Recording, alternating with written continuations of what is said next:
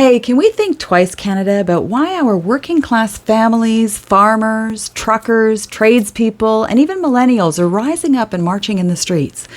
I mean, let's step back from the political rhetoric for just a second to see if we can figure out what it's all about.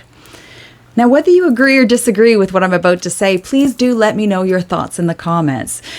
And be sure to like and subscribe and bell this channel so that you can be a valued part of this conversation going forward. So, a few months ago, I started to think twice about how is it even possible that a bunch of truckers could gain the support of millions of Canadians and then inspire convoys and protests all over the world. I know, right now you're thinking it's those people. That freedom anti-vaxxer movement. Well, politicians and mainstream media lies want us to believe that it's just that radical, right, racist, misogynist, illegally protesting fringe. They're protesting the vaccine mandates, and that's partially true. But what if it's more than that? I mean, we're talking about millions of Canadians and millions more worldwide. What if it's not just a fringe minority?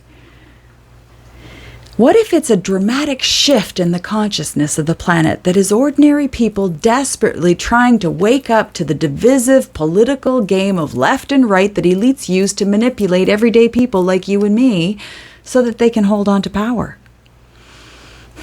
So ask yourself, do you trust politicians to represent the people rather than corporate interests? Do you believe that billionaires like Bill Gates are truly philanthropic and they're working with other billionaires of big pharma to really put your best interest over their billion-dollar profits? Are you worried about inflation, the economy, the government overtaxing you to the point that you have no savings left for your family's future? The truth is, it's been brewing for a long time. Even 2 years ago, I posted a video saying something feels wrong. It just feels off. You know it, I know it, and people in other countries know it too. In fact, distrust in the government and in the mainstream media and distrust about our economic future are at all-time highs. And government leaders' approval ratings are at all-time lows. Now, I'm old enough to have seen a few protests before, though that hippie peacenik thing was a little bit before my time, but you have to admit that the continuous and growing protests that we've seen and that we're witnessing worldwide over the last 2 years are really unprecedented. Millions and millions of people taking to the streets with very similar messages. Even in peaceful nations like Canada, Australia, the Netherlands, UK, Germany, even India and Sri Lanka. So what's really happening here? I think it's becoming obvious that the idealistic policies of the political left are dramatically affecting the middle class. Think twice, Canada. The world's elites don't care if food or gas prices skyrocket because they're tax write-offs for them. Politicians like Justin Trudeau have personal chefs and drivers and big expense accounts and vacations paid for by you, the taxpayer. So who gets squeezed when the green agenda creates a carbon tax on top of a federal tax, on top of a provincial tax, on top of the purchases that you make with money that you've already been taxed on? Ironically, it's the middle class.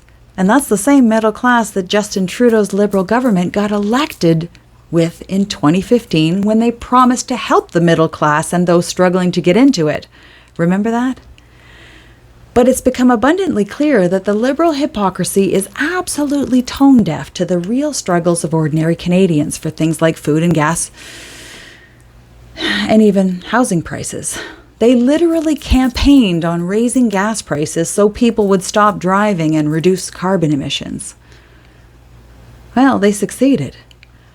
But in one of the most difficult times in our global economic history, the Liberals choose to press ahead with this ideologically driven climate agenda at the expense of the low-income and the middle-class Canadians. Today, an ordinary middle-class family working 2 or 3 jobs, they're struggling to put food on the table and still have money left over for gas to drive their kids to daycare or get to work. We're told that 1 in 4 families visits a food bank on a regular basis. So who's going to pay for that unheard of $2 trillion in national debt that Trudeau's racking up before his time is done? Those are the same millennials who elected Trudeau in the first place, and they already have a higher tax burden and are poorer than their parents were at their age. They already can't afford a home, and Gen Z, of course, is depressed, anxiety-ridden, and confused, and smoking pot because their future is completely screwed. At least that's what they believe. And every child over the age of 16 is already responsible for $20,000 to $30,000 more in national debt than their parents and grandparents were. So, no wonder they're uprising, and no wonder liberals are trying to control the social media narrative with bills like C-11. Our youth will spend a lifetime literally paying higher taxes than their parents did for government services that they will never likely get. The irony is that this rant that I'm giving you right now is exactly the rhetoric that Justin Trudeau and Jagmeet Singh and the NDP will continue to use, promising to tax the rich. But now Jagmeet's crossed the floor and he's keeping the Liberals in power, and they're raising your taxes and supporting policies that keep you broke and struggling. Canada is massively in debt under Trudeau-Freeland policies. And we're in the midst of the greatest wealth transfer of our time, making the rich richer and the middle class poorer. Now, if you're still with me, answer me this one question.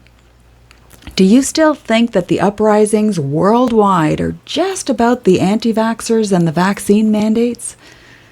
Can we think back to the yellow vest protests and the carbon tax and the wage inequality? Were those farmers and tradespeople just the anti-green radical right fringe?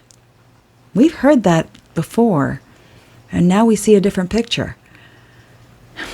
Look, I'm just a flawed human being who's waking up to the globalist threat just like you, trying to establish and keep our way of life. But let's think twice, Canada. The global so-called freedom movement is about so much more than just the vaccine mandates. The middle-class world is literally trying to get your attention and warn you of what this globalist agenda is going to cost you and your children and your grandchildren. So it's time to think twice, Canada. Question the narrative. And question what the mainstream media lies are not showing you. As always, I'm interested in your thoughts, so leave a comment below, and thanks for listening. See you next time.